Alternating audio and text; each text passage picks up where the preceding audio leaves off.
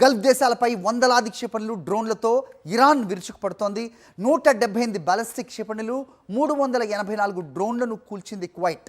అలాగే 169 క్షిపణులను United Arab Emirates కూల్చింది. 70 క్షిపణులు, 76 డ్రోన్స్ను Bahrain అడ్డుకోగలిగింది. రియాద్లోని America రాయబార కార్యాలయం ఇరానియన్ డ్రోన్లతో ధ్వంసం చేసింది. ఇక ఇరాన్ దాడులతో గల్ఫ్ విమాన సర్వీసులు రద్దయ్యాయి. లక్షల సంఖ్యలో గల్ఫ్ దేశాల్లో నిలిచిపోయారు ప్రవాస భారతీయులు. రైట్, ఇరాన్ ఇజ్రాయెల్ అమెరికా యుద్ధం 4వ రోజుకు చేరుకున్న నేపథ్యం చూస్తున్నాం. గల్ఫ్ దేశాల్లోని అమెరికా ఎంబసీలపై మిజైల్స్తో ఇరాన్ దాడి చేస్తోంది. సౌదీ అరేబియా రియాద్లోని అమెరికా ఎంబసీపై కూడా ఇరాన్ దాడి చేసింది. గల్ఫ్ దేశాలపై ఇరాన్ మిజైల్స్ విచ్చలవిడిగా ప్రయోగిస్తున్న పరిస్థితి మనం చూస్తున్నాం. దీనిపై మరిన్ని అప్డేట్స్ మా కరెస్పాండెంట్ వెంకటేష్ ఢిల్లీ నుంచి ఇస్తారు. వెంకటేష్, చెప్పండి, 4వ రోజు. సో యుద్ధం ఏమాత్రం కూడా తగ్గుతున్న దాఖలాలు అయితే కనిపించట్లేదు. మరో 4-5 వారాల పాటు ఈ దాడి కొనసాగుతుందని అమెరికా ప్రకటిస్తోంది. మరోవైపు ఇరాన్ చూస్తే ఇటు గల్ఫ్ దేశాలపై కూడా దాడుల్ని ముమ్మరం చేస్తోంది. ఆర్థిక మూలాల్ని దెబ్బతీసే విధంగా చేస్తున్న దాడులు ఏ రకంగా చూడాలి? ఏంటి మీ దగ్గర inputs? How Delhi is observing all this? Venkatesh, వినబడుతోందా? ఇరాన్ అమెరికా మధ్య యుద్ధం రోజు రోజుకు తీవ్ర రూపం దాలుస్తుంది. సో 4వ రోజుకు యుద్ధం చేరుకుంది. అయినప్పటికీ యుద్ధంలో ఎలాంటి యుద్ధాన్ని శాంతింపజేసేందుకు కానీ యుద్ధాన్ని తగ్గించేందుకు ఎక్కడ కూడా ప్రయత్నాలు కనబడడం లేదు.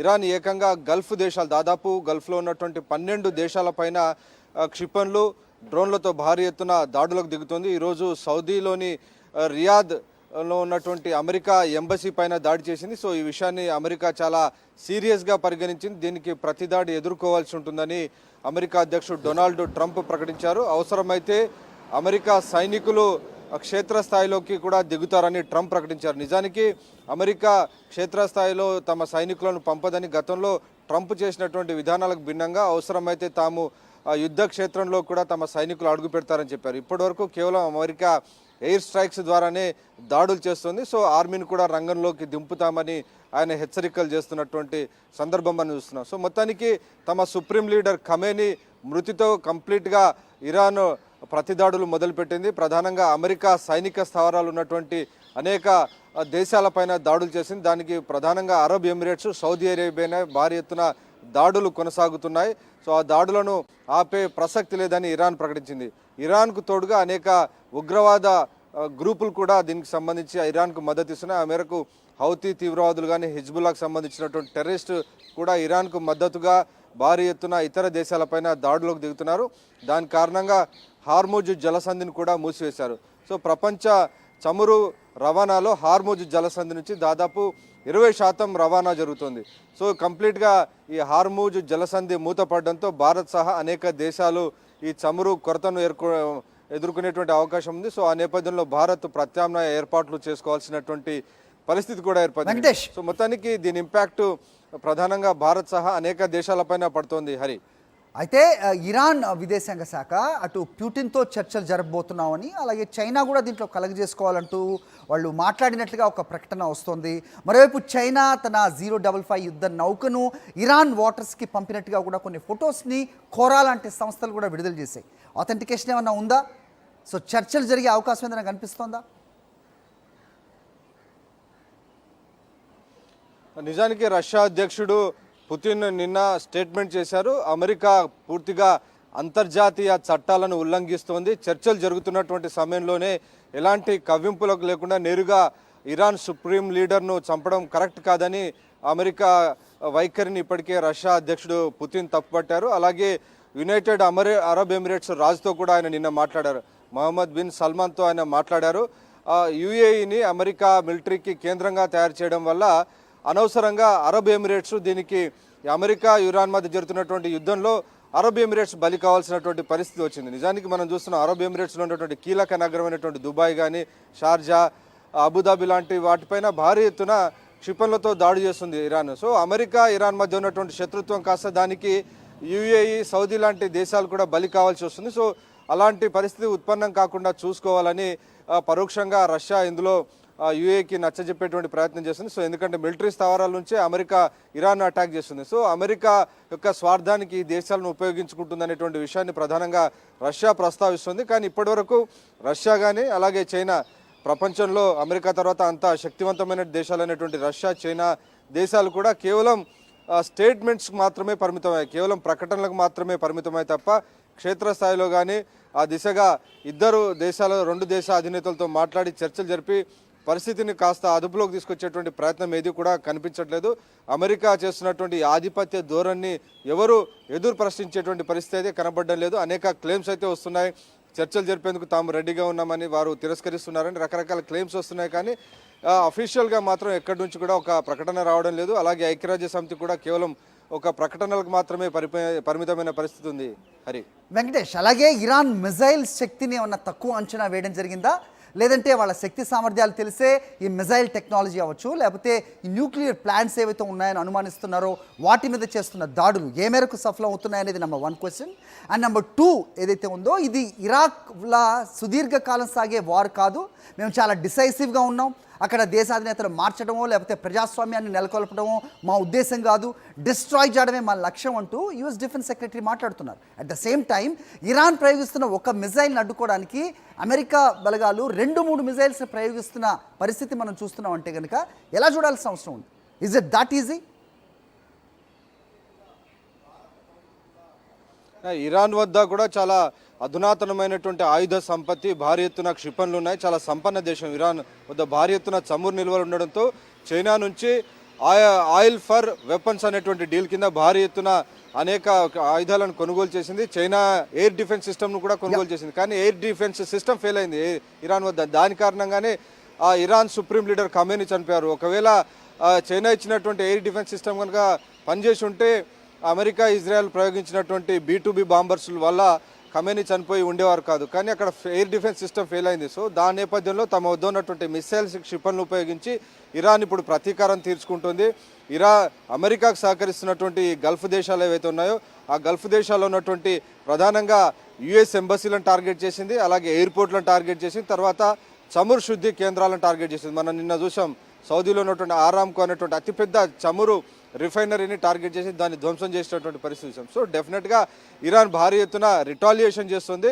సో ఆ దేశాల్లో ఉన్నటువంటి గల్ఫ్ దేశాల్లో ఉన్నటువంటి అమెరికా సైనిక మిలిటరీ బేసెస్ ఉన్నాయో అక్కడి నుంచి కొంత వాటిని అడ్డుకునేటువంటి ప్రయత్నం చేస్తుంది. సో ఇప్పటివరకు మనం చూసాం దాదాపు ఇటు కువైట్ కానీ ఇటు సౌదీ అరేబియా కానీ ఇలాంటి దేశాలు దాదాపు వందల సంఖ్యలో క్షిపణులను, డ్రోన్లను అడ్డుకున్నాయి. కానీ దాని పర్సంటేజ్ 50 to 60% వరకే అడ్డుకోగలుగుతున్నాయి. మిగిలినటువంటి వాటిని సముద్రంలో కూల్చడమో దాని ఇంపాక్ట్ వాటిపైన పడుతుంది. ఫలితంగా అనేక చమురు శుద్ధి కేంద్రాలు ఎంబసీల పైన పడ్డాయి, అలాగే ఇంటర్నేషనల్ ఎయిర్పోర్ట్ పడినాయి. సో ఆ నేపథ్యంలో అక్కడ ఉన్నటువంటి ప్రజలంతా కూడా తీవ్రమైనటువంటి భయాందోళనకు లోనయ్యారు. అలాగే దుబాయ్ ఇంటర్నేషనల్ ఎయిర్పోర్ట్ మూసివేసినటువంటి పరిస్థితి. వాటితో పాటు కంప్లీట్గా గల్ఫ్ దేశాలన్నీ కూడా తమ గగనతలాన్ని మూసివేసినటువంటి సందర్భం మనకు కనబడుతుంది. సో ఇరాన్ భారీ ఎత్తున దాడి చేస్తున్నటువంటి నేపథ్యంలో గల్ఫ్ దేశాల వద్ద సరైనటువంటి ఎయిర్ డిఫెన్స్ సిస్టమ్ లేదు. సో ప్రస్తుతానికైతే అమెరికా దగ్గర ఉన్నటువంటి వాటితోనే ఈ దేశాలన్నీ కూడా వాటిని అడ్డుకునేటువంటి ప్రయత్నం చేస్తున్నాయి. ఇజ్రాయెల్తో పాటు గల్ఫ్ దేశాలపై దాడులను తీవ్రతరం చేసింది.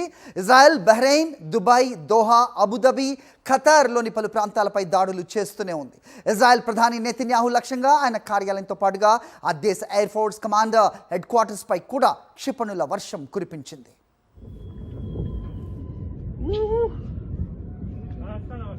سلام خوبی امیر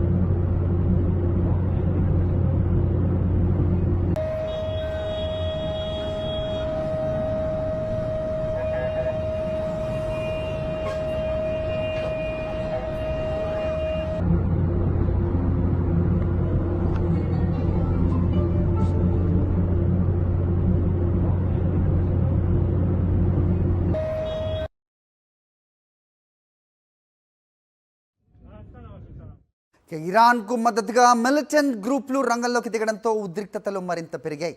ఇరాన్ ఆయుధాగారాలను అమెరికా, ఇజ్రాయెల్ లక్ష్యంగా చేసుకుంటుండగా గల్ఫ్ దేశాల్లోని చమురు శుద్ధి కేంద్రాలపై ఇరాన్ దాడులకు దిగుతోంది. హర్మూజ్ జలసంధిలో చమురు నౌకలపైన కూడా ఇరాన్ దాడులకు దిగుతోంది.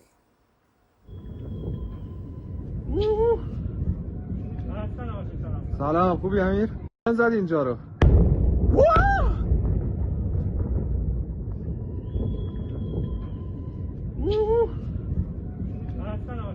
سلام خوبی امیر؟ من زد اینجا رو.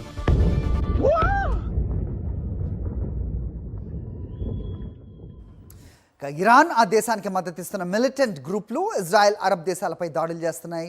అమెరికా రాయబార కార్యాలయాలే లక్ష్యంగా దాడులు పెరుగుతున్నాయి. తాజాగా సౌదీ అరేబియాలోని రియాద్ ఎంబసీపై 2 డ్రోన్లు దాడి చేశాయి. దీంతో పెద్ద ఎత్తున మంటలు చెలరేగి ఆస్తి నష్టం జరిగింది. కువైట్, జార్దన్లోని ఎంబసీలపై కూడా దాడులు జరగడంతో సిబ్బందిని సురక్షిత ప్రాంతాలకు తరలించారు.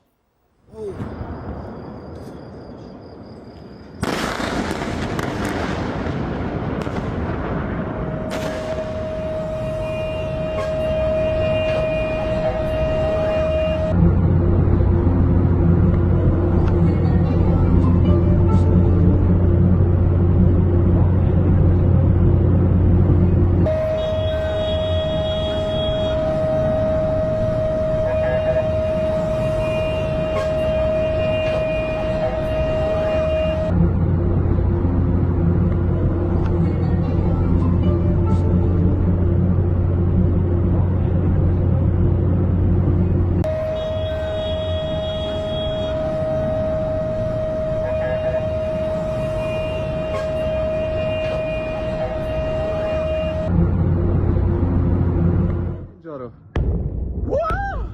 ఇక అమెరికా ఇజ్రాయెల్ దాడుల కారణంగా ఇరాన్లో ఇప్పటివరకు 600 మంది వరకు చనిపోయారు. ఇరాన్లో మరణించిన వారిలో చైనా జాతీయుడు ఒకరున్నారు. ఇరాన్లోని 130 నగరాలపై దాడులు జరిగాయి. ఇరాన్ రాజధాని టెహ్రాన్పై యుద్ధ విమానాలతో విరుచుకుపడుతున్నాయి ఇజ్రాయెల్, అమెరికా సేనలు. టెహ్రాన్లోని ఓ టీవీ ఛానల్ కార్యాలయంపై డ్రోన్ దాడి జరిగింది.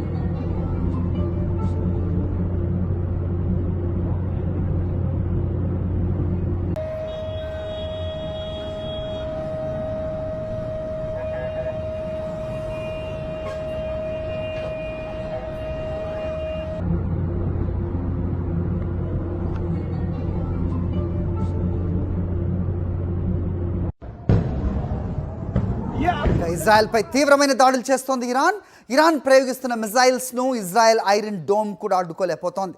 దీంతో హైఫా, టెల్ అవీవ్, జెరూసలేంపై క్షిపణుల వర్షం కురుస్తోంది. అత్యంత వేగవంతమైన హైపర్సానిక్ మిజైల్స్ను ఇజ్రాయెల్ పైకి ప్రయోగిస్తోంది ఇరాన్. అరబ్స్, అలాగే పాలస్తీనియన్లు, యూదులు అనే తేడా లేకుండా దాడులకు దిగుతోంది ఇరాన్. జెరూసలేంలోని అల్ అక్సా మస్జిద్ పై కూడా దాడి జరిగింది.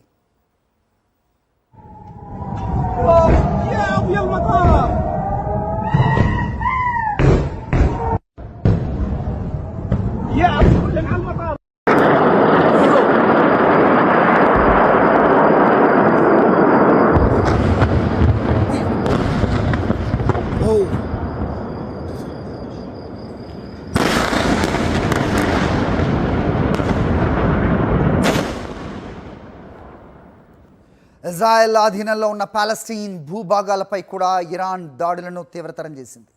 వందల కొద్ది మిజైల్స్ ప్రయోగించడంతో తీవ్రతరమైన నష్టం జరుగుతోంది. దాడుల తర్వాత పాలస్తీన్లో భీతావహ వాతావరణం నెలకొంది.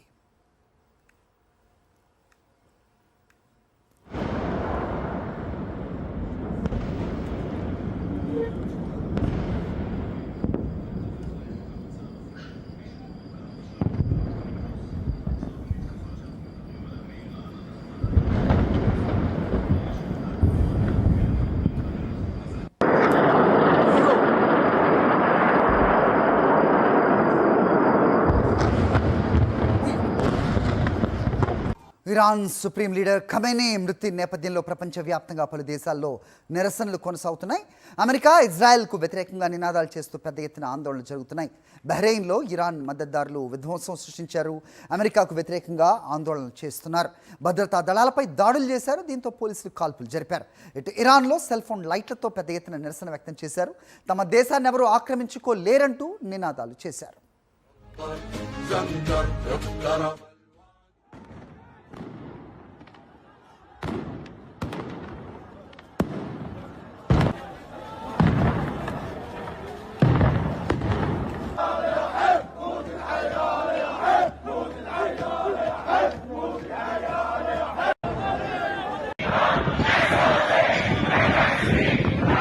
ఇరాన్ సుప్రీం లీడర్ ఖమేనీ మృతి తర్వాత ప్రపంచవ్యాప్తంగా కూడా చాలా దేశాల్లో నిరసనలు కొనసాగుతున్నాయి. అమెరికా, ఇజ్రాయెల్కు వ్యతిరేకంగా నినాదాలు చేస్తూ పెద్ద ఎత్తున ఆందోళనలు చేస్తున్నారు. బహ్రెయిన్లో ఇరాన్ మద్దతుదారులు విధ్వంసమే సృష్టించారు. అమెరికాకు వ్యతిరేకంగా ఆందోళనలు చేపట్టారు. భద్రతా దళాలపై దాడులు చేశారు. దీంతో పోలీసులు కాల్పులు జరిపారు. అటు ఇరాన్లో సెల్ ఫోన్ లైట్స్తో పెద్ద ఎత్తున నిరసన వ్యక్తం చేశారు. తమ దేశాన్ని ఎవరు ఆక్రమించుకోలేరంటూ నినాదాలు చేస్తూ రోడ్లపైకి వచ్చారు. చూస్తున్నాం, అటు బాగ్దాద్, న్యూయార్క్లో కూడా నిరసనలు వ్యక్తం అవుతున్న విజువల్స్ మనకి రైట్ సైడ్ టాప్ బాక్స్లో కనిపిస్తోంది. బహ్రెయిన్లో కూడా ఇదే పరిస్థితి.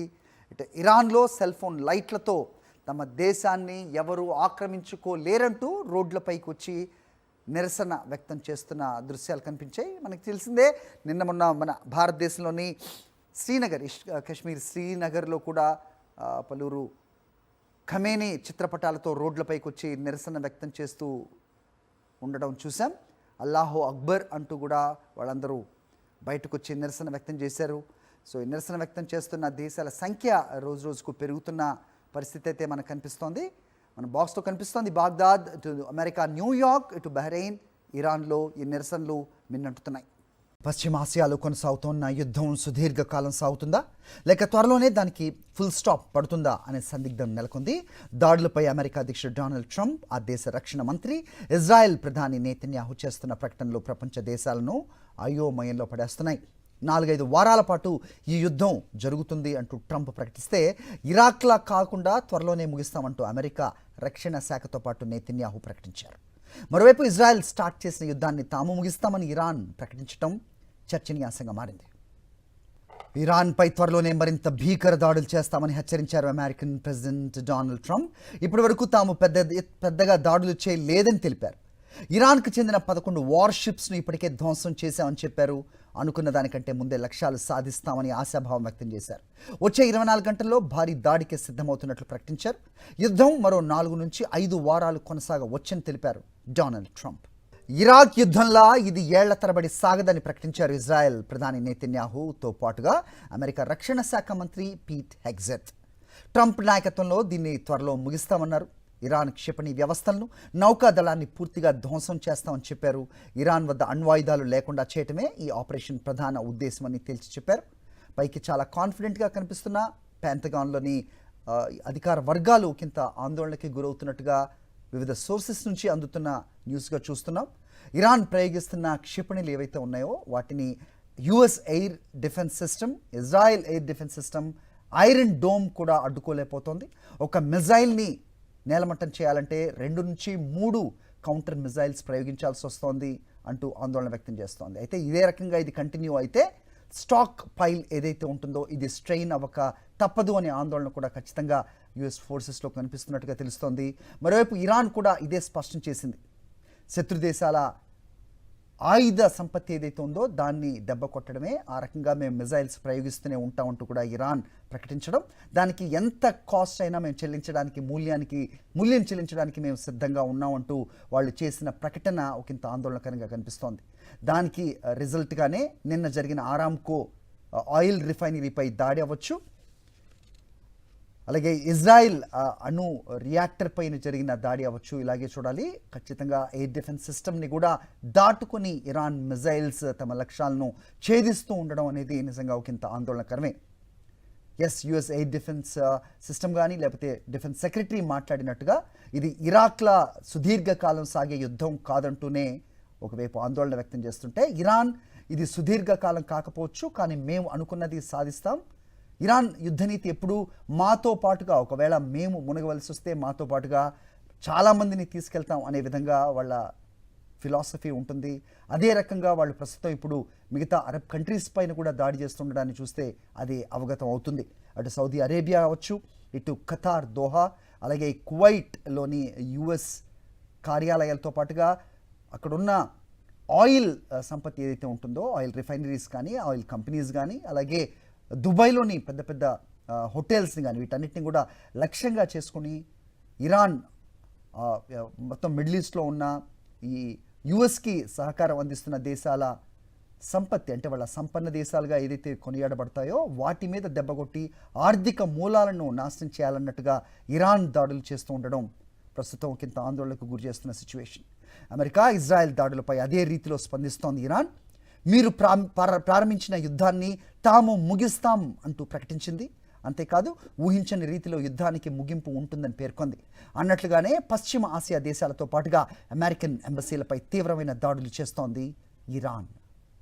ఇరాన్కు మద్దతుగా మిలిటెంట్ గ్రూపులు రంగంలోకి దిగడంతో ఉద్రిక్తతలు మరింత పెరిగాయి. ఇరాన్ ఆయుధాగారాలను అమెరికా, ఇజ్రాయెల్ లక్ష్యంగా చేసుకుంటుండగా గల్ఫ్ దేశాల్లోని చమురు శుద్ధి కేంద్రాలపై ఇరాన్ దాడులకు దిగుతోంది. హర్మోజ్ జలసంధిలో చమురు నౌకలపైన ఇరాన్ దాడులకు దిగుతోంది.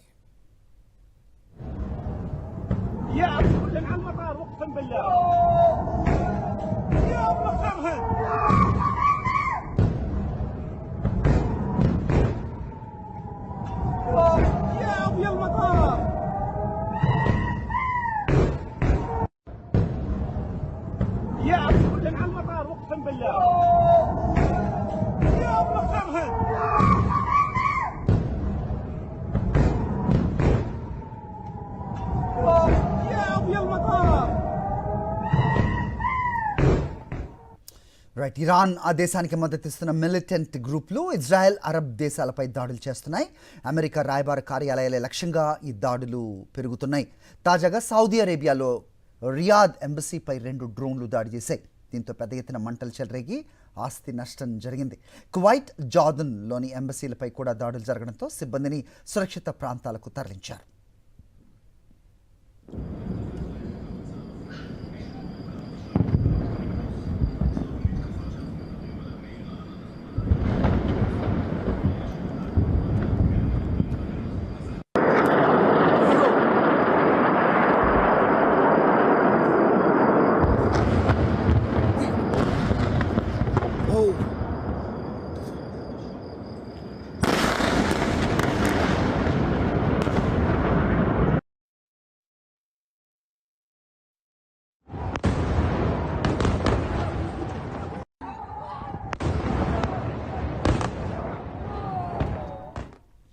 అమెరికా, ఇజ్రాయెల్ దాడుల కారణంగా ఇరాన్లో ఇప్పటివరకు 600 మంది వరకు చనిపోయారు. ఇరాన్లో మరణించిన వారిలో చైనా జాతీయుడు ఒకరున్నారు. ఇరాన్లోని 130 నగరాలపై దాడులు జరిగాయి. ఇరాన్ రాజధాని టెహ్రాన్పై యుద్ధ విమానాలతో విరుచుకుపడుతున్నాయి ఇజ్రాయెల్, అమెరికా సేనలు. టెహ్రాన్లోని ఓ టీవీ ఛానల్ కార్యాలయంపై డ్రోన్ దాడి జరిగింది.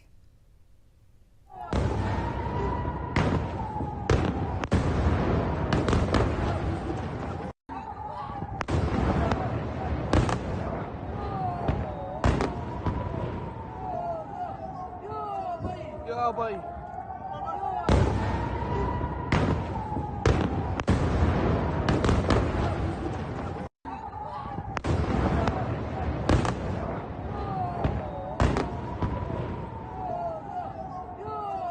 Yeah, bye.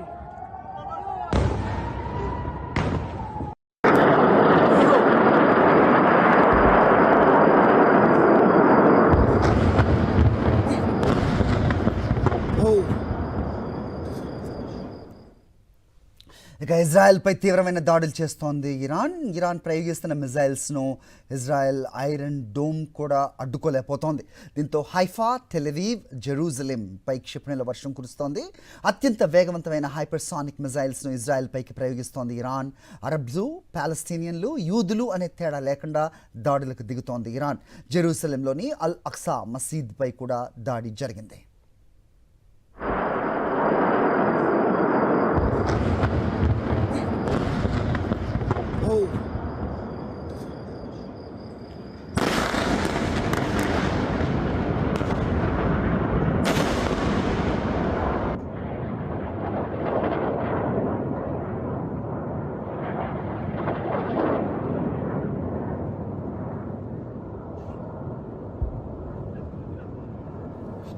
ఇజ్రాయెల్ ఆధీనంలో ఉన్న పాలస్తీన్పై కూడా ఇరాన్ దాడులను తీవ్రతరం చేసింది.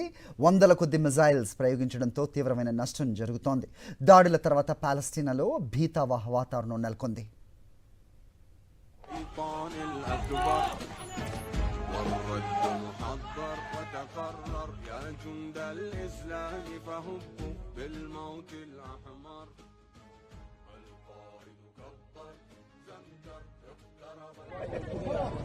תראו את הרסיס הרגע, עברתי פה עם האוטו, איך שעברתי עם האוטו נפל רסיס. ఇరాన్ సుప్రీం లీడర్ ఖమేనీ మృతి నేపథ్యంలో ప్రపంచవ్యాప్తంగా పలు దేశాల్లో నిరసనలు కొనసాగుతూనే ఉన్నాయి. అమెరికా, ఇజ్రాయెల్కు వ్యతిరేకంగా నినాదాలు చేస్తూ పెద్ద ఎత్తున ఆందోళనలు జరుగుతున్నాయి. బహ్రెయిన్లో ఇరాన్ మద్దతుదారులు విధ్వంసం సృష్టించారు. అమెరికాకు వ్యతిరేకంగా ఆందోళనలు చేపట్టారు. భద్రతా దళాలపై దాడులు చేశారు. దీంతో పోలీసులు కాల్పులు జరిపారు. అటు ఇరాన్లో సెల్ ఫోన్ లైట్స్తో పెద్ద ఎత్తున నిరసన వ్యక్తం చేశారు. తమ దేశాన్ని ఎవరూ ఆక్రమించుకోలేరంటూ నినాదాలు చేశారు.